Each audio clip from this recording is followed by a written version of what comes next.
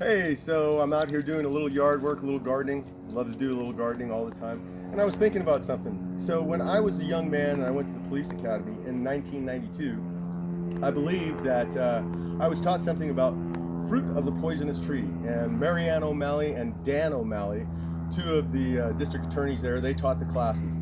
Is it surprising that I still remember it? No, not really, because they were a charismatic couple and very entertaining. So here's the thing with it. Okay, fruit of the poisonous tree. If you're driving down the street and you're a police officer and you see Jimmy John Johnson walking down the street, or let's say he's driving, even better, and then you're like, oh, I don't like him, he's a scumbag, and you go and you get behind Jimmy John Johnson and you pull him over, and then you walk up to his car, and as you do, you see that he has an expired tag, maybe a registration tag.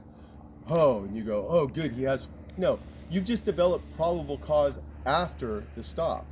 So anything that you develop from there is called fruit of the poisonous tree. So like if you call, then you arrest Jimmy John Johnson, or you detain him and you search him and you find dope or you find guns or anything you find on him, your initial traffic stop was not good.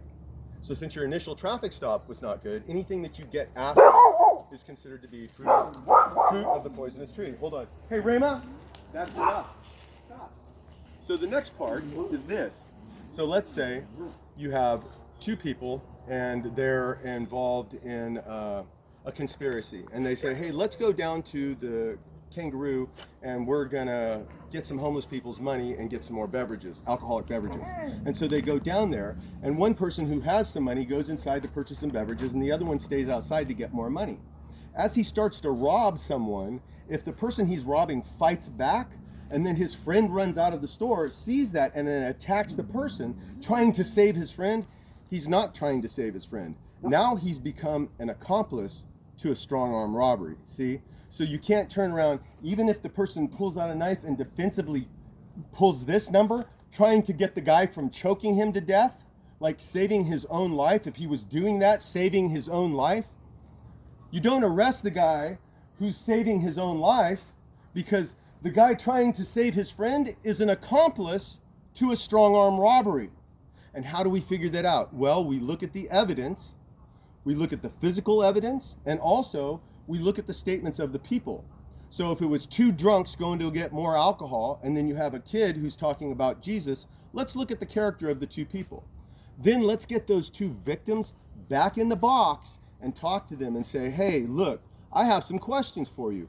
Because eventually it's going to come out that those two guys tried to strong arm rob a fellow, and then he defended himself and used only the necessary force to stop the attack. And once the attack was over, he went home.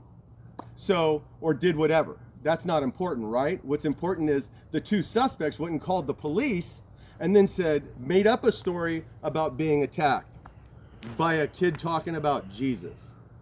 So if that makes sense to you, then you probably work for the Flagler County Sheriff's Office. If it doesn't, then you've probably been involved in law enforcement and other agencies, and you know how to work through a crime. But right now what we're dealing with is 7-year-old children who decided to play police. And they have a sheriff who's full of hubris and pride and doesn't know how to say, hey, I think we may want to take another look at this. We may have got this wrong, fellas. But see, I can say that because there have been plenty of instances where, hey, guys, we may have got this wrong. We have to take another look at it. And we did. And guess what? The people who were not responsible for the crime went free. How about that? That's an amazing thing. We don't just hold on to something because we're so prideful. See, if we're so prideful and we just hold on to it, we're never going to be wrong. Yeah, that's how lawsuits and everything else happen, because you're unwilling to go, you know what? I think I made a mistake. All right. Well, hey, those are just hypothetical situations I thought I'd share with you. Those are things I learned from my training experience. So I hope you guys have a great day. Hey, you know what though? On a side note, love God with all your heart and love your neighbor as yourself. If you're doing that, you won't have to worry about any of this law stuff. But if you do, remember, you have the right to remain silent, because anything you say, they will twist against you.